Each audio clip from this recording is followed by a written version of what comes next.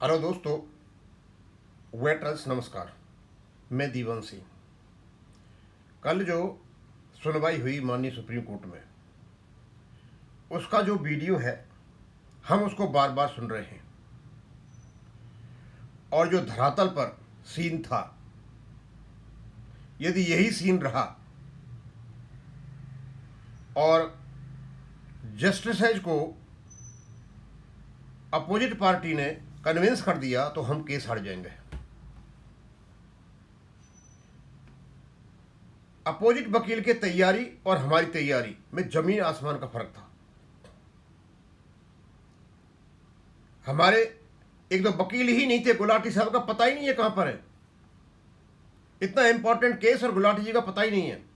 अकेले एडवोकेट सिंघवी साहब लड़ रहे हैं और उनको भी मेहता जी ने लड़ने से रोका, यह कहते हुए कि यह इम्प्लीडेड पार्टी है, क्योंकि यह सिविल अपील है हाई कोर्ट चंडीगढ़ की, और जो एक पार्टी टैग कर रखी है उन पर भी उन्होंने ऑब्जेक्शन उठाया तो उनका हमें पता नहीं है। और जिस प्रकार की तैयारी से वो गए थे और अपने फैक्ट्स को कोर्ट के सामने रखे, उनको काउंटर करने के लिए इनके पास जवाब नहीं थे और सारे के सारी जलेबी बना रहे थे, झूठी फैक्ट्स कोर्ट के सामने रख रहे थे। कोर्ट ही उनसे पूछ रहा था और कोर्ट ने उन्हीं के बातों से, कि जब वो कह रहे थे कि डीए का इतना मर्जर किया, इतना मर्जर किया, इतना मर्जर किया है, तो यही कोर्ट ने पूछ लिया जब मर्जर किया है तो पेंशनर्स का क्यों नहीं किया। उसका वो जवाब नहीं दे पाए, देंगे जवाब बाद में। लेकिन सबसे अचंभे की बात यह थी कि हमारे वकील यानी मनीष सिंघवी जी और शिवाराम जी दोनों वहां थे, सब कुछ उनके पास था, लेकिन ये इस आश्वासन पर वहां गए थे कि पिछली बार जो ऑनरेबल जस्टिस विक्रमनाथ ने कहा था कि your argument is irrelevant, if you have not paid you will have to pay as per regulation. बस फंड की कोई कहानी नहीं थी, सब कुछ इन्हें सोच लिया, सारा सेट है और 3 कैलकुलेशन जो मांगे उसी पर डिसीजन होगा। लेकिन वह मामला पलट चुका था। इस बार मेहता जी पूरी ही तैयारी से गए थे और तैयारी देखिए, सबसे पहले तो उन्होंने ऐसी जलेबी बनाई कोर्ट को उलझाने की कोशिश की जिन चीजों की जरूरत नहीं थी। एवरेज एमोल्यूमेंट्स, पता नहीं कहां से सेक्शन 2D को पढ़ाया, फिर सेक्शन 37 को पढ़ाया डीआर वाले को, फिर 38 को पढ़ाया, 38 को 35 से जोड़ दिया, 56 को नकार दिया और चंडीगढ़ हाई कोर्ट के फैसले को लेकर के आगे सारी जितनी ये जलेबी बना रहे थे सारी की सारी झूठी थी। इनको काउंटर करने के लिए हमारे वकीलों के पास हिम्मत होनी चाहिए थी, जो इनको नहीं दिखाई दी। यदि इसी प्रकार की इनकी तैयारी है और गुलाटी जैसे वकील इस केस से नदारद रहते हैं, तो इंटरनली इस केस को हराने की कोशिश की जा रही है। केवल और केवल जो मेहता जी जो कुछ कह रहे थे उसमें से ही जस्टिस अपडेशन का भाव निकाल रहे थे और वे कन्फर्म थे कि अपडेशन है, इन्होंने नहीं किया है। लेकिन भाई अकेले जस्टिस थोड़े करेंगे, हमारे को वकीलों को करना है। हम चाहेंगे हमारे वकीलों को कि पूरी तैयारी करें। उन्होंने जो पोथा पूरा का पूरा आईबीए का कोर्ट के सामने रखा है, आप भी आईबीए का पोथा कोर्ट के सामने रखें। और अब जो गॉडवेल लेटर की बातचीत होती थी उस लेटर को भी रखें। आईबीए ने कब कहा अपडेशन के बारे में कहां और कौन कौन सी बात कही, उनको अच्छी तरह से रखें। मतलब रेगुलेशन को वो गलियों में घसीट करके ले आए जो ला नहीं सकते थे। और उसके बाद उन्होंने चंडीगढ़ हाईकोर्ट के फैसले को ले आए सिंगल जज वाले को। मुझे लगता है हमारे लोगों ने तैयारी नहीं की उसकी। ये उसको तैयारी करेंगे। और जो उन्नी कृष्ण साहब का जो लेटर है उसमें पहले ही पद में लिखा है पैरा 24 में कि ये जो perusal of the sex clause 12 indicates that the this जो आपका ये MOU बात वो बात अंडर निगोशिएशन था क्या 2015 में, जिसके आधार पेंशन ले रहे थे। एक भी मतलब बात ऐसी नहीं आई कहीं की क्या मैं वहां नहीं जाता, दूसरी चीजों पाता हूं। बड़ी चालाकी से बोला। पहले वाला ये था आपका, in respect of employees who retired between the 1st day of January 1986 but before the 1st day of November 97 basic pension additional pension shall be updated as per the formula given appendix 1। ये इसमें दे रखा है। ये पहला version था और इसको बदला गया, अमेंडमेंट 2003 में किया गया। By the 2003 amendment regulation 35(1) was substituted to read basic pension additional pension wherever applicable shall be updated as per the formula given appendix 1। इससे बदल दिया गया और उन्होंने बड़ी ही चालाकी से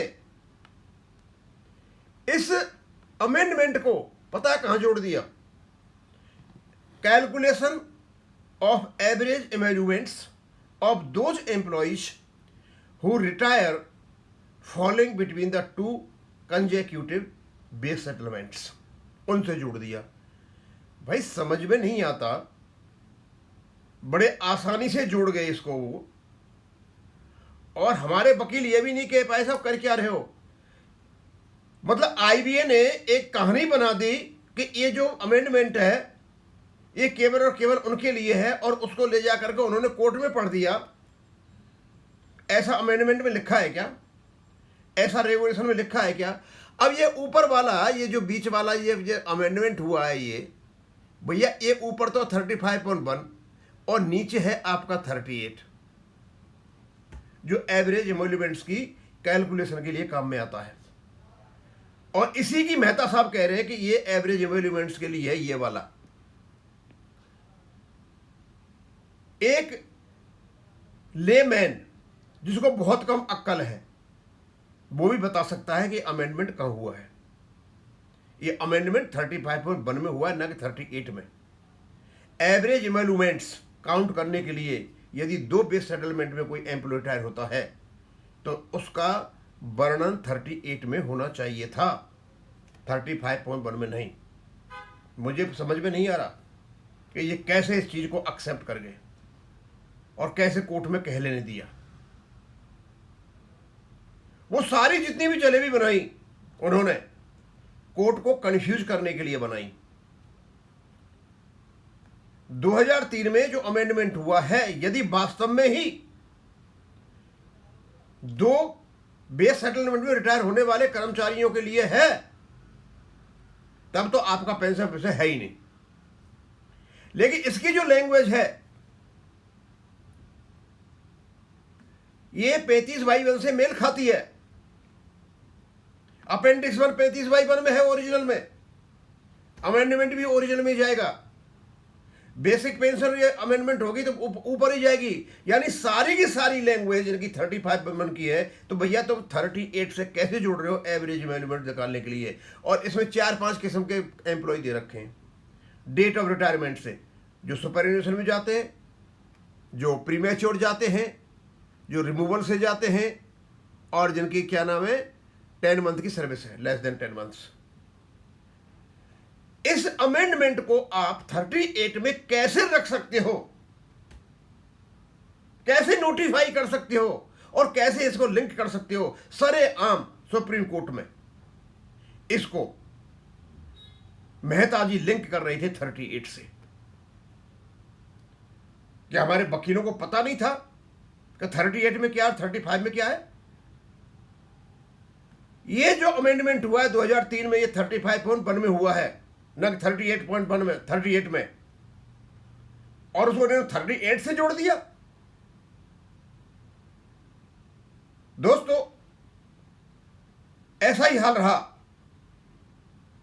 तो सिंगला केस में हार निश्चित है, क्योंकि कोई जरूरी नहीं है कि जस्टिस है जी ही आपको अपडेशन निकाल के लाएंगे। और 35(1) का बस जिक्र नहीं हुआ, इसको उल्टा घुमा लिया। चंडीगढ़ हाई कोर्ट में 35(1) का जिक्र ही नहीं हुआ। वहां आरबीआई और सेंट्रल से रुपये मांगा गया था, जो सीधी वो तो सही है क्योंकि सिविल अपील है, मेहता जी तो सिविल अपील का ही बचाव करेंगे ना अपने हिसाब से, चाहे सही हो चाहे गलत हो, उनको तो सिविल अपील का ही बचाव करना है। वो सही कह रहे हैं, 35 का नहीं हुआ कोई जिक्र। और उसके बाद एक एफिडेविट पढ़ा गया, उसका दिया हुआ आईबीए का और हमारी यूनियन के साथ मिल करके।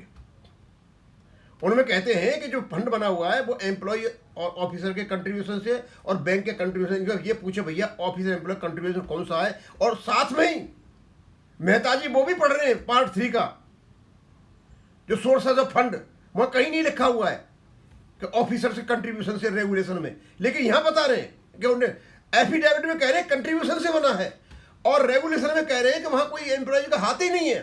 भैया किस प्रकार की तैयारी हमारे वकीलों की, क्या ऐसी तैयारी करके गए हो आप?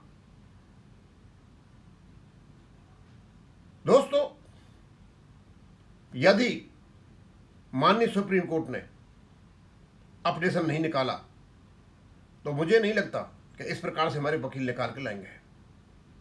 और इसको यहीं खत्म करूंगा। थैंक यू, धन्यवाद।